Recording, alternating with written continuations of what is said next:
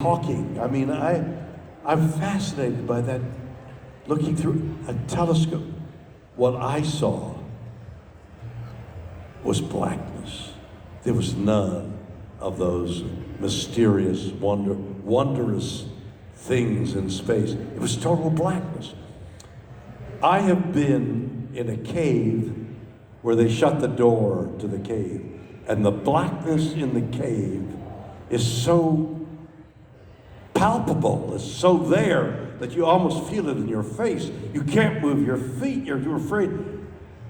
That kind of blackness is the blackness of space. And that's what I saw when I looked at it. That's death. And that, the blue, the beige of the desert, the white of the clouds, that's life. That's life, that's death. And then I could see the curvature of the earth, about like that.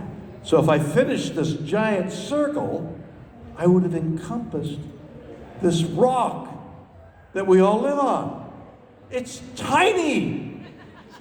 No, I mean it. I've driven across, when I was going from high school to university, I thumbed my way from Montreal down to San Diego, up to Vancouver, across to Chicago, back to Montreal, all in the summer before I went to college. I went on my thumb. It was endless. I've driven on a motorcycle recently, from Chicago to Los Angeles in a motorcycle.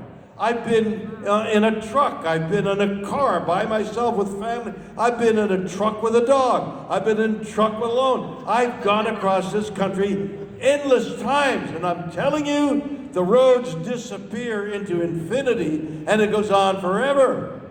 Ever. It's not. This is so I'm interviewing Stephen Hawking. I've gone to Cambridge University in England to interview one of the finest minds of the 20th century. And I'm waiting to go to his house to interview him, and I'm sitting in the Cambridge University Cathedral, which is very much like the great cathedral in London. It's a little bit smaller, but incredibly large. It's empty. I'm sitting in whatever you call that shaft of the cathedral that goes up, and all the stained glass windows, and I'm sitting in it just like enjoying being alone in this giant building. And they were cleaning the organ.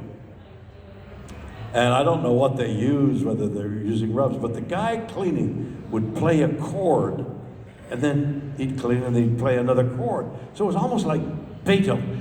Bong, this thing, and it would reverberate, and I'm sitting there alone in a cathedral. It was like an enormous experience. And I looked up, and the sun was shining through the stained glass windows. And for a moment, a mote of dust caught the sunlight. And I thought, oh my God, that's what Earth must look like in the universe. It's a tiny, almost unviewable particle of dust. That's what Earth is like. It's so small. It's small. It's a small, negligible planet in a negligible Milky Way. We're negligible. The Earth is negligible. And then we're these little things crawling on the Earth. We're like bacteria crawling on the Earth. We're negligible. So all those thoughts were in my mind when we came down. When we landed, I found myself crying. Everybody else is going with the champagne, and I'm sobbing. I don't know what's wrong with me. What's wrong with me, I finally realized, was that I was in grief for the earth. Everything's dying. As I'm speaking to you, Things are going extinct. Things we didn't know existed. It took 5.8 billion years to arrive at this life, there's life on this planet. There must be life all over the universe because life has such an urgency to it. It's so, I'm going to live. I'm going to live. So this tree on a bleak oceanscape, just holding on to the rock. It's 5,000 years old. You've seen these cedar trees just holding on to life.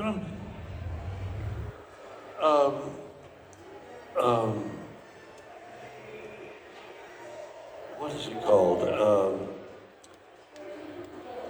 Everything's, I can't think of the word. Everything's alive. Everything is alive and fomenting, trying to live. Trees are sending green up. Slime was the word. Slime, bloody slime, is always looking for the sunlight. It's got enough intelligence, slime, to get out of a maze and look for the sun to live. There's such an urgency to life. 5.8 billion years of evolution. So no matter what it is, whether it's an insect, whether it's a worm, whether it's us, whether it's an elephant, it doesn't matter. It's taken all this time for life in all its urgency to assume the shape and manner that we marvel at. And it's going extinct. Things we didn't know existed. How tragic is that? It's one thing to say, oh, you should have been here when there were lions. Let me show you a picture of a lion. And my grandfather saw a lion in the... We're not, there's no picture, there's no description of the things that are disappearing, these magical, sacred things that are going extinct while we poison the air and the water. And that's what I was crying about. I made one other observation, and that is, however intelligent elephants, orcas, bonobos, whatever intelligence they are, whatever they're thinking and doing and seeing, I don't think they know that death exists. We're all going to die. We're all, from the moment we're born, we're on our way to our death. That's an incredible fact that all human beings live with. What are we here? What are we doing? I think we're here as observers of the miracle and awe of life. Life here, life in outer space, the way planets and constellations are formed and live and die. We're looking at this. We're the only ones that are conscious, at least on Earth, that are looking with awe and with wonder at these incredible things up there and down here. Look how awesome you all are. You're all awesome. And everything around us is awesome. And we're witnessing that. That's what we human beings are doing, I think. And that's what I saw in space.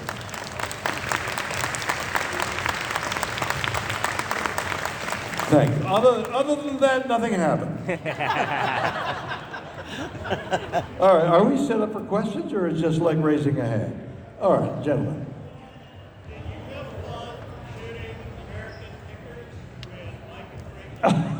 Did I have fun shooting American pickers?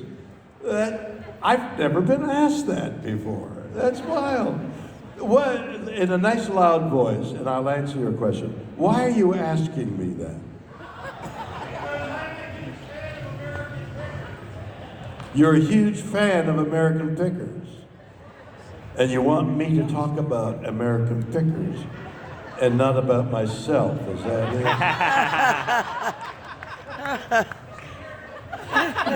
I had the best time. They're fun, guys.